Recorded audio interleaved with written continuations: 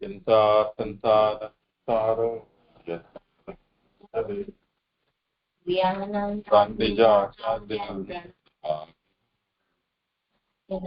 ग्रहतो जंतु सर्वखातिगो भवे सर्वदा वंदे श्रीमद्वल्लभ ज्ञानतिमिरस्य ज्ञानाञ्जनशलाकया तस्मै श्रीगुरुवे नमामि हृदये शेषे दीनाक्षीणान्तिकायिनं लक्ष्मी सहस्रलीलाभिः चतुर्भिश्च त्रिभिस्तथा षड्भिर्विराजते योऽसौ पञ्चधा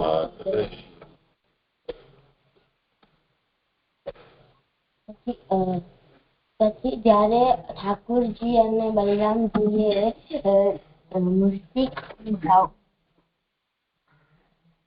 ચાણને માર્યો ત્યારે બધા પહેલવાન ડરી અને રંગભૂમિ છોડીને હાલ્યા ગયા.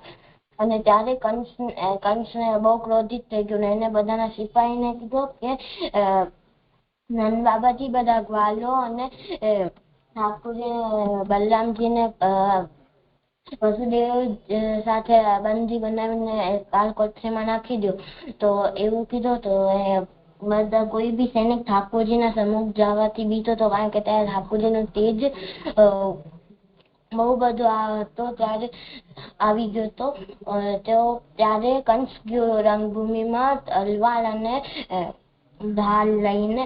ત્યારે અંદર ગયો તો એને હુમલો કર્યો ઠાકોરજી પર. ઠાકોર જેમ જેમ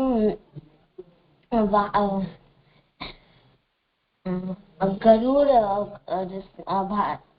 સાપ ભાગે તો એને જકરે એવી રીતે ઠાકોરજીએ કંસને એમ જકર્યો અને માર્યો. તો એમનો મુકુટ તો એકવાર પડી ગયો અને પછી એમને જયારે મારતો હતો ને કંસને ખબર પડી ગઈ હતી કે ઠાકોરજી જ મારી મૃત્યુ કરશે. એને ખબર પડી ગઈ હતી તો એ ભયથી પણ ઠાકોરજીનું સ્મરણ કરતો હતો. તો એને ઠાકોરજીના ચતુર્ભુજ સ્વરૂપના દર્શન થયા અને પછી એમની મુક્તિ થઈ.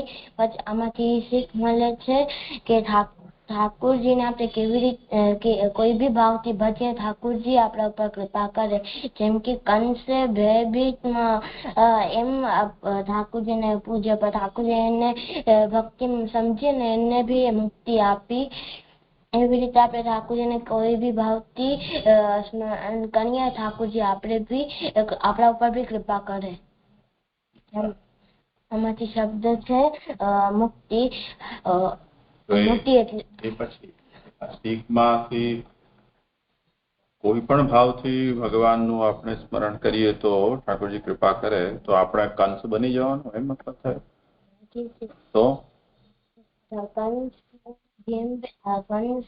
જેવા બી હોય તોય આપણે એવી રીતે બી ઠાકોરજીને પૂજીએ તો બી ઠાકોરજી આપણે કૃપા કરે. એટલે તો હું પૂછું છું. આપણે કંસ ના બનવું, આપણે બનવું તો આપણે ભક્ત પુષ્ટિમાંથી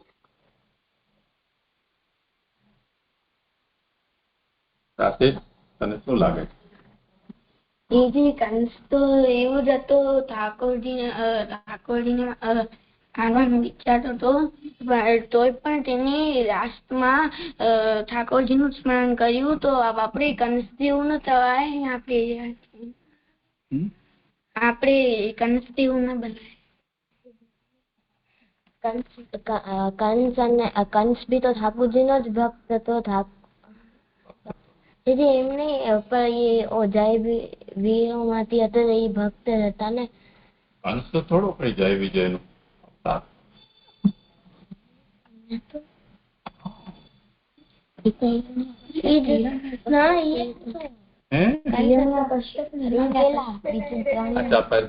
ચલ જણાવી દે. ચલ કોણ કોણ હતા? પેલા કોણ જન્મ્યું?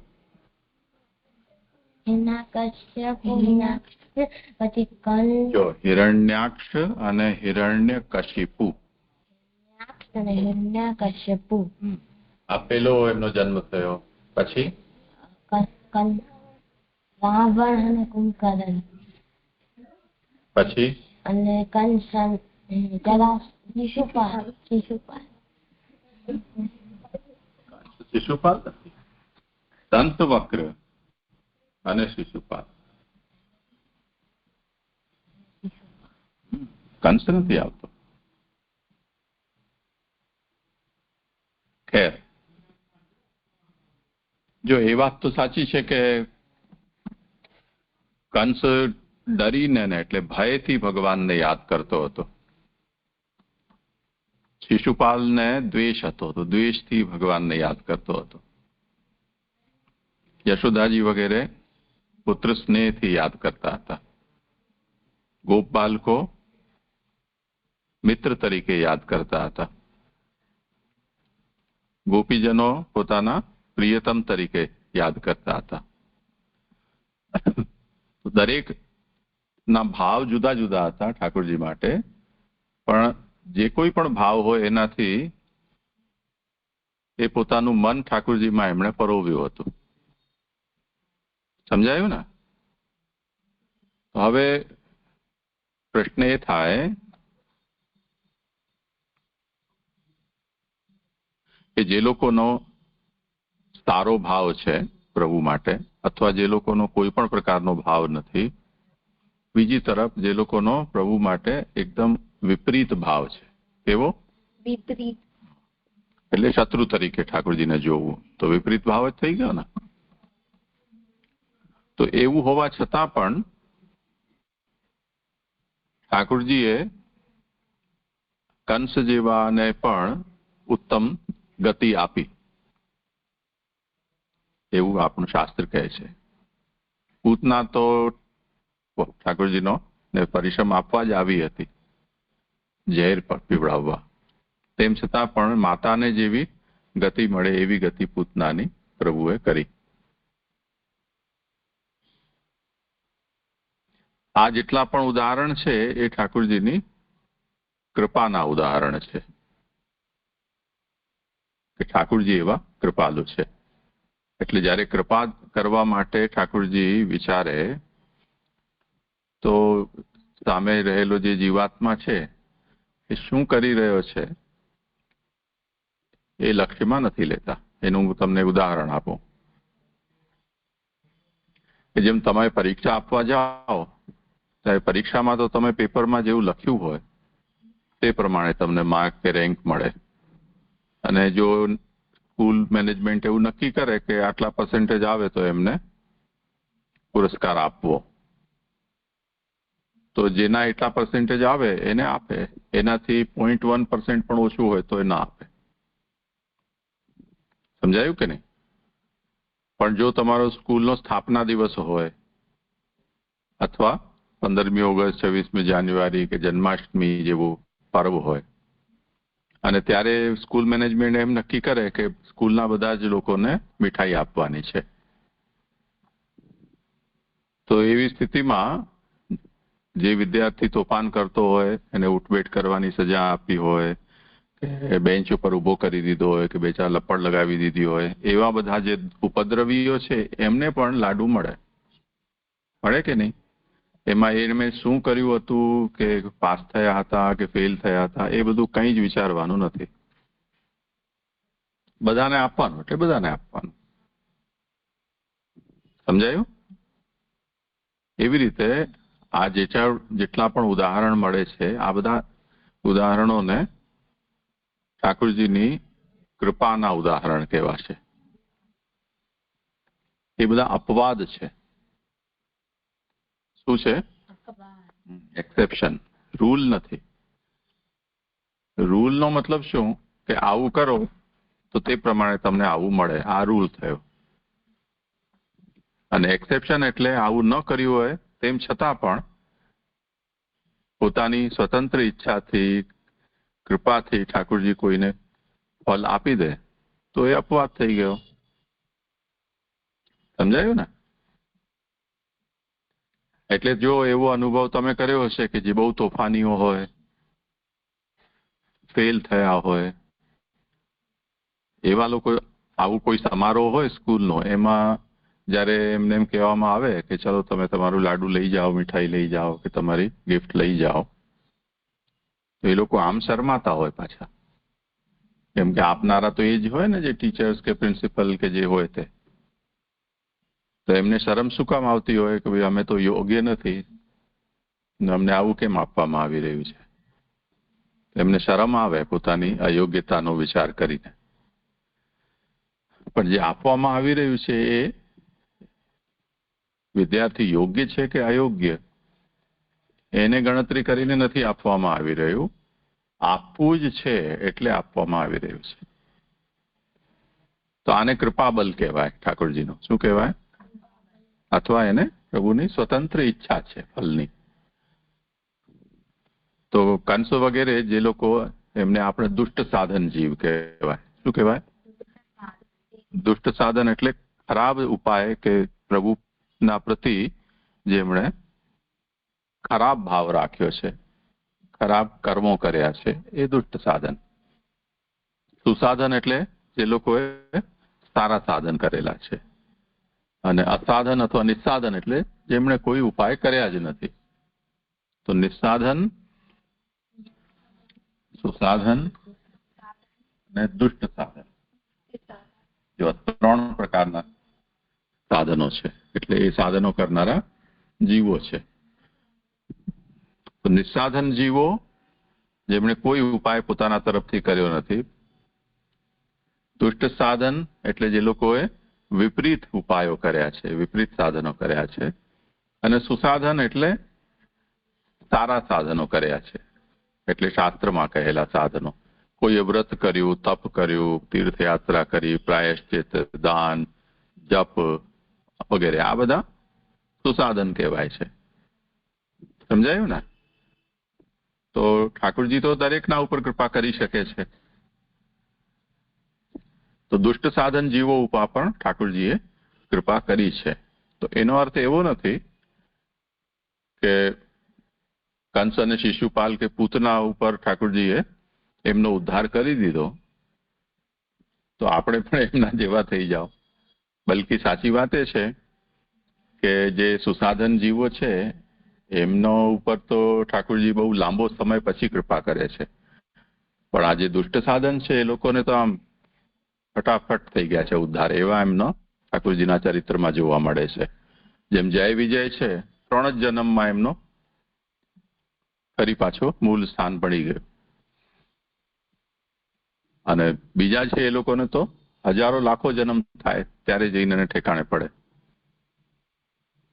પણ આપણા માટે એ ઉદાહરણ નથી. આ જેટલા પણ ઠાકોરજીએ જેમના પણ ઉદ્ધાર કર્યા છે એ ઠાકોરજીની મહિમા સમજવા માટે છે.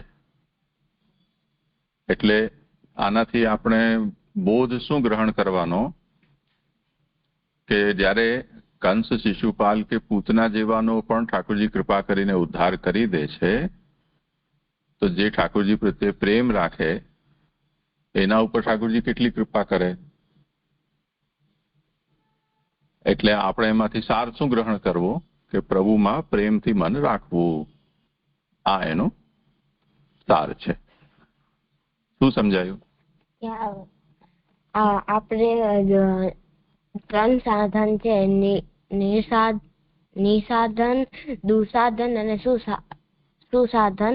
દુસાધન એટલે કે જે ઠાકોરજીના બીજા વિરુદ્ધ હોય, બીજા કામ કરતા હોય એમ ઠાકોરજીને રોકે. નિસાધન એટલે કઈ કામ જ ના કરતા હોય ઠાકોરજી, કે કોઈ કામ જ ના કરે. અને સુસાધન એટલે ઠાકોરજી એવું ઠાકોરજીમાં તપ કરે, યજ્ઞ કરે, એ બધો કરે, જપ કરે, એ સુસાધન. આપણે સુસાધન ની જેમ કરવો જોઈએ. આપણે દુસાધન ના કરે. ઠાકોરજી દુસાધન ને એમ ઉદ્ધાર જલ્દી કરે છે અને સુસાધન નો સમય સુધી રાખે છે પછી ઉદ્ધાર કરે છે. તો આપણે એમ ના સમજવું જોઈએ કે આપણે દુસાધન કરીને આપણી જલ્દી મુક્તિ થશે. આપણે સુસાધન કરશું તો ઠાકોરજીની જે સુસાધન કરે છે એના ઉપર વિશેષ કૃપા હોય છે.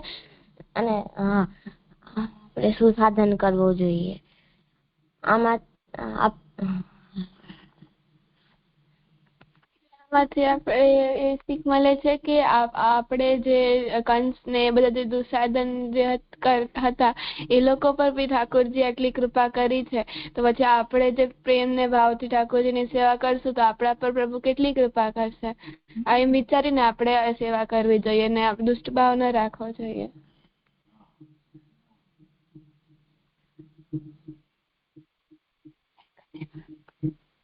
સમજાય?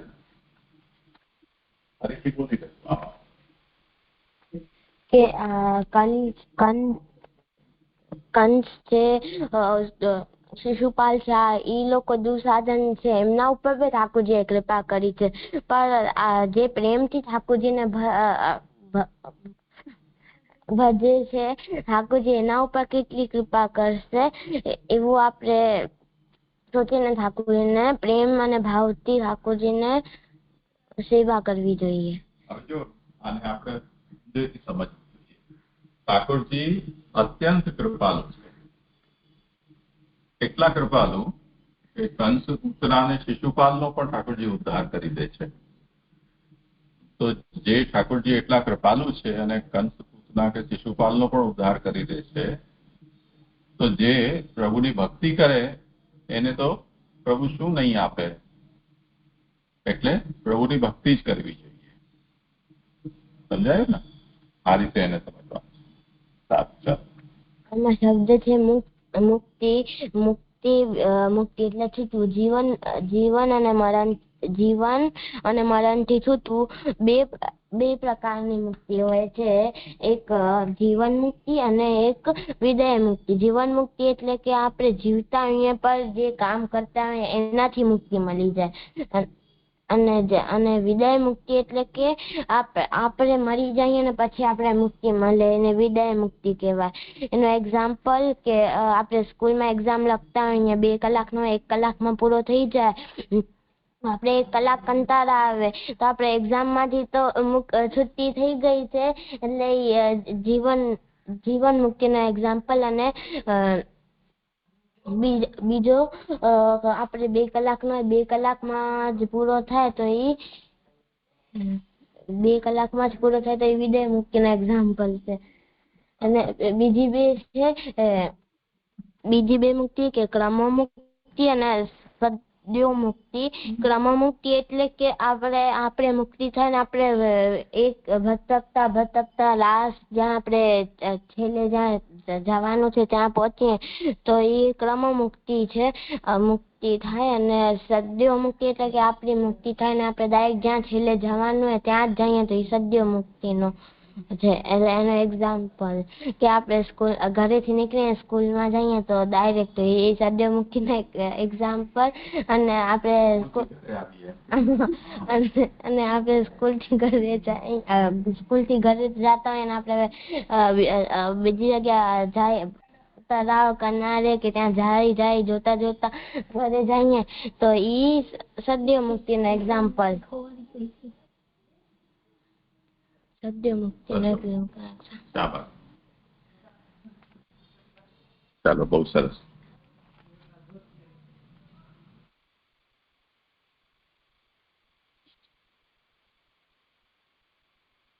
ચાલો હવે કીર્તન કરી લઈએ થોડું.